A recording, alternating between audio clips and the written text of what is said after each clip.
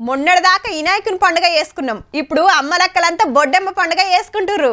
ఇదైనాక బతుకమ్మ పండుగ రాబోతుంది. 9 ఒద్దులు అమ్మలక్కలంతా మా సంబరంగా చేసుకునే పండుగ.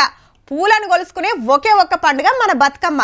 అట్లనే 9 ఒద్దులు దేవి నవరాత్రులు సుత ధూమ్ధామ్గా నడుస్తుంటాయి దేశమంతటా. వినాయకుని కాడ భజనలు నడిచినట్టే దేవి మండపాల కాడ సుత భజనలు ఆటపాటలు జోరుంటాయి. అందులో చెప్పుకోవాల్సింది గార్బా డాన్స్.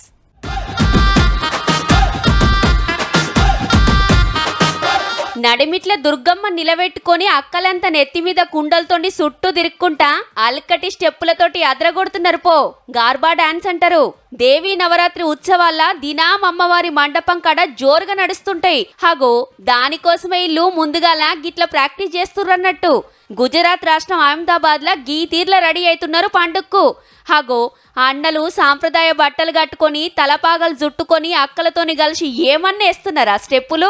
హీగిది మధ్యప్రదేశ్లా పడిసోళ్ళు చిన్నోళ్ళు పెద్దోళ్ళు అందరు కలిసి ఎగురుతుంటే ఎంత ముద్దుగా అనిపిస్తుందో.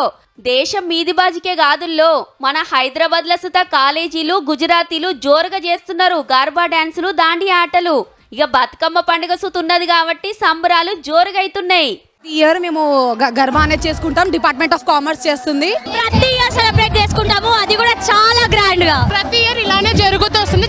చాలా మంది స్టూడెంట్స్ ఇలానే చాలా ఎంజాయ్ చేస్తున్నారు. ఇంకో 3 ఒద్దులైతే గా సంబరాలు ఏడేడ ఎట్లెట్లా అవుతున్నాయో మొత్తం చూపిస్తాం గానీ ఇప్పుడైతే గార్బా దాండియా డాన్సులు అన్ని కలిపి చూడుర్రిగా.